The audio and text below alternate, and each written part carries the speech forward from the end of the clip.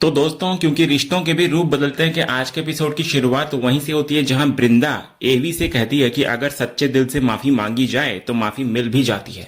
इतना कहकर वृंदा वहां से जाने लगती है, लेकिन कुछ कदम चलने के बाद उसकी नजर अपनी सगाई की अंगूठी पर पड़ती है और वो कुछ पल के लिए वहीं रुक जाती है। दूसरी तरफ अंगद भी खड़ा होकर चुपचाप उसको देखता रहता है। अंगद मन ही मन सोचता है कि कुछ गलतियां ऐसी होती है जिनकी माफी शायद कभी नहीं मिलती। इसके बाद दोनों अपने अपने रास्ते निकल जाते हैं। वृंदा वापस फंक्शन की तरफ चली जाती है जबकि अंगद बाहर की ओर बढ़ जाता है। अगले सीन में हम देखते हैं कि अक्षय और गोपू किसी काम से बाहर जाने की तैयारी कर रहे होते हैं, वही काम जो देव ने दिया था। अक्षय कहता है कि बिना बताए जाना ठीक नहीं है, वो पहले अंदर जाकर मम्मा को बता देता है। लेकिन गोपू उसको समझाता है कि बस 5 मिनट का ही काम है, इतनी छोटी सी बात के लिए आत्या को परेशान करने की कोई जरूरत नहीं है, किसी को पता भी नहीं चलेगा और वे तुरंत लौट आएंगे। इसी बीच थोड़ी दूर पर देव और मिताली दोनों छिपकर ये सब देख रहे होते हैं। देव धीरे से पूछता है कि अब करना क्या है, प्लान क्या है। तब मिताली अपने असली इरादे बताती है। वो कहती है कि वृंदा सिर्फ अपने बच्चों की खुशी के लिए कार्तिक से शादी करने जा रही है, तो अगर किसी तरह बच्चों के मन में ही कार्तिक के लिए नफरत भर दी जाए तो फिर वो देखेगी कि वृंदा क्या फैसला लेती है। बस फिर क्या था, दोनों अपने प्लान के मुताबिक ऊंची आवाज में बात करना शुरू कर देते हैं ताकि अक्षय और गोपू उनकी बात सुन ले। देव जानबूझकर कहता है कि आखिर वो कैसी बातें कर रही है, चाचे की शादी होने वाली है और ऐसे टाइम पर ऐसा सोचना भी गलत है। मिताली भी नाटक करते हुए कहती है कि अब उसकी वृंदा से कोई निजी दुश्मनी नहीं रही, जो कुछ था वो अतीत की बात थी, लेकिन असल बात तो कार्तिक है क्योंकि उसी ने उसका दिल तोड़ा है, यानी कि मिताली का। देव हैरान बनने का नाटक करते हुए पूछता है कि आखिर वो कहना क्या चाहती है।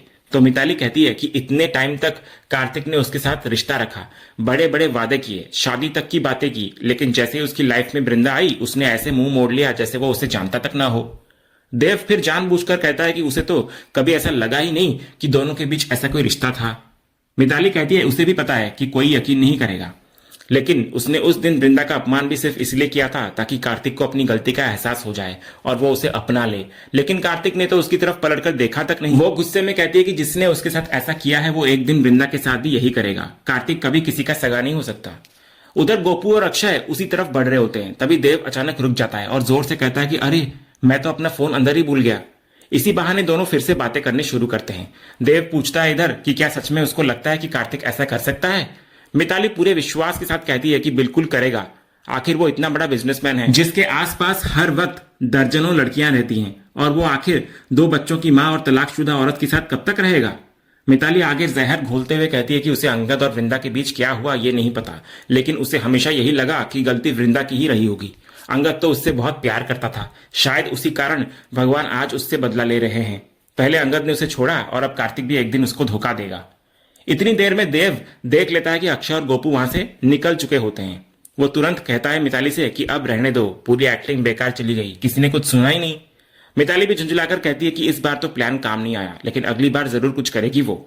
इतना बोलकर दोनों वहां से निकल जाते हैं, लेकिन जैसे ही वे दोनों वहां से हटते हैं उनके पीछे से अंगद बाहर निकलता है। दरअसल उसने उनकी पूरी बातचीत सुन ली होती है। अंगद बेहद परेशान होकर खुद से कहता है कि ये बिल्कुल गलत हो रहा है। वृंदा पहले ही बहुत दर्द झेल चुकी है, वो उसको दोबारा उसी दर्द और धोखे से गुजरने नहीं देगा। अब चाहे जो हो जाए उसे कुछ न कुछ करना ही पड़ेगा। दूसरी तरफ अक्षय और गोपू दोबारा बाहर निकल रहे होते हैं फंक्शन से। इस बार अक्षय अपना भूला हुआ फोन लेकर लौट रहा होता है। रास्ते में गोपू की नजर वृंदा पर पड़ती है जो कार्तिक के साथ बैठकर फोटो खिंचवा रही होती है। गोपू मुस्कुराते हुए कहता है कि देख, तेरी मम्मा कितनी खुश लग रही है। लेकिन अक्षय के चेहरे पर कोई खुशी नहीं होती। वो चुपचाप आगे बढ़ने लगता है तो गोपू उसको रोककर पूछता है कि आखिर बात क्या है, उसने अचानक अपना चेहरा इतना उतरा हुआ क्यों बना लिया है। फिर वो बड़े भाई की तरह उसको समझाता है कि वो उसके मन की बात समझ सकता है। वो कहता है कि अपनी माँ की शादी होते देखना आसान नहीं होता, लेकिन कभी कभी लाइफ दूसरा मौका भी देती है और उसे स्वीकार करना चाहिए। वो कहता है कि जब वृंदा आतिया और अंगद काका की शादी हुई थी तब दोनों बहुत छोटे थे, न उम्र की समझ थी और न रिश्तों की। फिर भी उनका रिश्ता इतने साल चला, यही बहुत बड़ी बात थी, वरना उस उम्र के रिश्ते अक्सर टिकते ही कहाँ हैं। इसलिए उसे दुखी होने की बजाय खुश होना चाहिए कि जिंदगी उसकी माँ को एक नई शुरुआत का मौका दे रही है। गोपू आगे कहता है कि वो समझ सकता है कि उसके मन में क्या चल रहा है। उसे डर है कि कहीं शादी के बाद मम्मा नई जिंदगी में इतनी व्यस्त ना हो जाए कि बच्चों के लिए समय ही नहीं बचे। लेकिन वो समझाता है कि बदलाव तो आएंगे ही क्योंकि नई लाइफ शुरू हो रही है। फिर भी उसे पूरा भरोसा है कि वृंदा कभी अपने बच्चों को नहीं भूलेगी। इतनी देर में देव वहां पहुंचता है और पूछता है कि दोनों अभी तक गए क्यों नहीं। गोपू कहता है कि अक्षय अपना फोन भूल गया था इसलिए वापस आ गए थे, लेकिन देव इस बार कहता है कि अब जाने की जरूरत नहीं है, पैसे वापस कर दो, ना काम हुआ और ऊपर से पैसे भी ले लिए।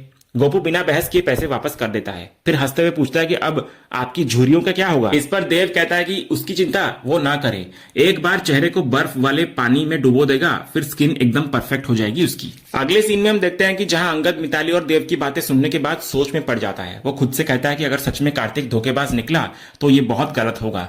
उसने कार्तिक के साथ काफी टाइम बिताया है, लेकिन उसे कभी ऐसा रियलाइज नहीं हुआ कि वो ऐसा इंसान हो सकता है। फिर भी वो दुआ करता है कि मिताली की बातें झूठ साबित हो। इसके बाद अंगद अपनी गाड़ी की तरफ बढ़ता है, लेकिन तभी उसकी नजर बाहर आते अक्षय पर पड़ती है। दूसरी ओर अक्षय खुद से सोच रहा होता है कि क्या गोपू सही कह रहा था, क्या उसकी मम्मा शादी के बाद उसे और माधवी को छोड़ देंगी। इतने में अंगद तुरंत अपना मास्क पहनकर उसको आवाज देता है, यानी कि अक्षय को। अक्षय उसके पास आता है और पूछता है कि उसे उसका नाम कैसे पता। तो अंगद कहता है कि अस्पताल में फॉर्म भरते समय उसे उसका नाम पता चल गया था। फिर अंगद प्यार से पूछता है कि क्या बात है, वो इतना परेशान क्यों है। तो अक्षय पहले मना करता है कि वो किसी अनजान इंसान से अपनी बात क्यों बताए। इस पर अंगद समझाता है कि कई बार किसी अजनबी से दिल की बात कह देने से मन हल्का हो जाता है, क्योंकि वो जज नहीं करता। फिर वो कहता है कि उसे अपने पापा की तरह समझकर सब कुछ बता सकता है वो। तो इस पर अक्षय भावुक होकर कहता है कि वो अपनी मम्मा की सगाई से खुश तो है, लेकिन अंदर से बहुत उदास भी है। इसके बाद वो अपने पुराने दिनों को याद करते हुए कहता है कि जब वो और उसकी बहन माधवी बहुत छोटे थे, तब वे मुंबई की एक छोटी सी चौल में रहते थे। उनका घर भले ही छोटा था, लेकिन खुशियों से भरा हुआ था। उनके पापा रोज उन्हें कहानियां सुनाते थे। सब एक ही बेड पर सोते थे और ऑटो में घुमाने ले जाते थे पापा। वो छोटी सी ऑटो राइड भी उन्हें किसी बड़े अम्यूजमेंट पार्क से कम नहीं लगती थी। इसी बीच हम देखते हैं कि अक्षय दूसरी तरफ मुंह करके अपनी बातें बता रहा होता है, जबकि अंगद अचानक से अपना मास्क उतार देता है अक्षय की बातें सुनकर और भावुक होकर अपने बेटे को देखता रहता है। उधर अक्षय आगे बोलता है कि इन सबके बावजूद उसकी मम्मा और पापा हमेशा साथ थे। उनकी लाइफ बिल्कुल परफेक्ट थी, लेकिन फिर एक दिन उसके पापा अचानक उन्हें छोड़कर चले गए। वहीं दूसरी तरफ कहानी का रुख बदलता है। साहिल वहां पहुंच चुका होता है और हेमंत उस पर बुरी तरह नाराज दिखाई देता है। हेमंत कहता है कि उसे लगा था साहिल यहां वृंदा को बधाई देने आया है, उसकी खुशियों में शामिल होने आया है, लेकिन यहां आकर वो उल्टी सीधी बातें कर रहा है। वो चाहता है कि वृंदा को कंपनी से हटाकर उसकी सारी ताकत किसी और को दे दी जाए। आखिर उसके मन में ऐसा विचार आया कैसे और कौन उसके कान भर रहा है। तभी वहीं पर खड़ा देव बीच में बोल पड़ता है और कहता है कि उसने ही अपने पापा को यहां बुलाया था। देव कहता है कि उसने हेमंत को वृंदा चाची को कुछ देने की बात करते हुए सुन लिया था, इसलिए उसने अपने पापा को बुलाया, क्योंकि उसे लगा कि यह गलत है। आखिर सारा अधिकार सिर्फ वृंदा चाची को कैसे दिया जा सकता है। तो देव की बात सुनते ही हेमंत का गुस्सा और बढ़ जाता है। वो सख्त लहजे में कहता है कि अब उसे देव से सीखना होगा कि क्या सही है और क्या गलत, किसे बिजनेस की जिम्मेदारी देनी है और किसे नहीं। ये फैसला करने का अनुभव उससे कई ज्यादा उसे है, इसीलिए आगे से ऐसी बचकानी बातें बिल्कुल नहीं होनी चाहिए। इसी बीच साहिल कुछ कहने की कोशिश करता है, लेकिन हेमंत उसे भी रोक देता है। वो कहता है कि अब ये मत कहे वो कि वो सिर्फ देव की चिंता में यहां आया है। अगर देव को भविष्य में कोई बड़ी जिम्मेदारी या ऊंचा पद चाहिए तो उसे खुद मेहनत करनी होगी, दिन रात एक करना होगा, क्योंकि ये एक संयुक्त परिवार है और संयुक्त परिवार में किसी एक की अलग पहचान या अलग हिस्सेदारी नहीं होती। यहाँ सबका सब कुछ होता है। इसके बाद हेमंत देव की तरफ देखकर कहता है कि भविष्य में ऐसी बातें दोबारा नहीं सुननी चाहिए उसे। वो कहता है कि कंपनी का अकाउंट्स विभाग ही देख लो, उसे इतने सालों से वृंदा संभाल रही है। उसने पूरी ईमानदारी और मेहनत से बिजनेस को आगे बढ़ाया है और आज तक उससे कोई बड़ी गलती भी नहीं हुई।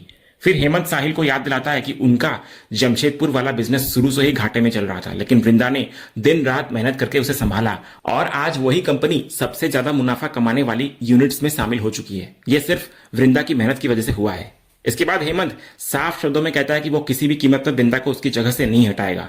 ऐसा कभी नहीं होगा, क्योंकि ये उसके साथ सरासर अन्याय होगा। आखिर में हेमंत साहिल की आंखों में देखते हुए कहता है कि क्या वो ये भी भूल गया है कि वृंदा सिर्फ कंपनी की कर्मचारी नहीं बल्कि उसकी अपनी भाभी भी है। तभी साहिल हेमंत को समझाने की कोशिश करता है। वो कहता है कि जैसे देव उसका बेटा है, वैसे ही वो भी उनका बेटा है। जिस तरह हेमंत हमेशा उसकी चिंता करता है, उसी तरह वो भी अपने बेटे का भविष्य सुरक्षित करना चाहता है। इसलिए जो कुछ भी वो कह रहा है अपने बेटे की भलाई के लिए कह रहा है।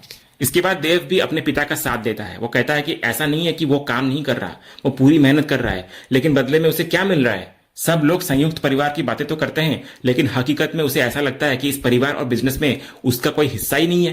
वो ये भी कहता है कि साहिल करण चाचू के साथ काम करते हैं, जबकि उसे वृंदा चाची के अंडर काम करना पड़ रहा है, जिससे उसे बिल्कुल अच्छा नहीं लगता। देव की बातें सुनकर हेमंत नाराज हो जाता है और साहिल से कहता है कि देखो देव की सोच कितनी गलत दिशा में जा रही है। लेकिन साहिल भी अपने बेटे का पक्ष लेते हुए कहता है कि अगर एक बार उसकी जगह खुद को रखकर देखा जाए तो शायद उसकी बातें इतनी गलत नहीं लगेगी। हेमंत हैरान होकर कहता है कि उसे लगा था सिर्फ देव नादान है, लेकिन साहिल भी उसी तरह सोच रहा है। तभी एक वेटर आकर बताता है कि वीरेन सर और नोएना मैडम उन्हें ढूंढ रहे हैं। हेमंत कहता है कि उनसे बोल दिया जाए कि वो थोड़ी देर में आता है। इधर नोएना का नाम सुनते ही साहिल चौंक जाता है। वो पूछता है कि क्या वो उनके साथ काम कर रहे हैं। हेमंत साफ करता है कि वो सिर्फ प्रोफेशनली नोएना के साथ बिजनेस कर रहा है, उनका कोई निजी रिश्ता नहीं है उसके साथ। बिजनेस को आगे बढ़ाने के लिए अगर किसी के साथ काम करना पड़े तो वो करेंगे, लेकिन किसी को उसकी जगह से हटाकर दूसरे को बिठाने जैसी छोटी सोच वो कभी नहीं रख सकता। इसके बाद हेमंत बेहद दुखी होकर कहता है कि उसे विश्वास नहीं हो रहा कि उसके अपने बेटे और पोते की सोच इतनी बदल गई है। फिर वो देव से पूछता है कि आखिर उसके मन में ऐसी बातें आई कहां से। फिर हेमंत साफ वार्निंग देता है कि आज जो हुआ सो हुआ, लेकिन आगे से ऐसी बातें दोबारा नहीं होनी चाहिए।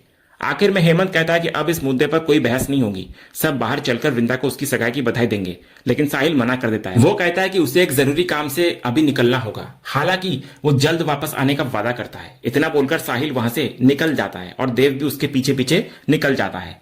उधर हेमंत मन ही मन यही सोचता है कि ये सारी बातें किसी भी कीमत पर वृंदा तक नहीं पहुंचनी चाहिए, क्योंकि उसकी जिंदगी में अभी अभी खुशियां लौटी है। और इसी सीन के साथ आज का यह एपिसोड यहीं पर खत्म होता है। तो दोस्तों, आपको क्या लगता है, क्या साहिल और देव की बातों में सचमुच कोई दम है, या फिर हेमंत बिल्कुल सही है कि परिवार में हक मेहनत से मिलता है, मांगने से नहीं? और सबसे बड़ा सवाल, क्या यह पूरा विवाद आगे चलकर वृंदा की खुशियों पर असर डालेगा? अपनी राय हमें कमेंट करके जरूर बताइए। अगर वीडियो पसंद आया हो तो इसे लाइक, शेयर और चैनल को सब्सक्राइब करना मत भूलिएगा। मिलते हैं अगले एपिसोड के अपडेट के साथ, तब तक के लिए धन्यवाद।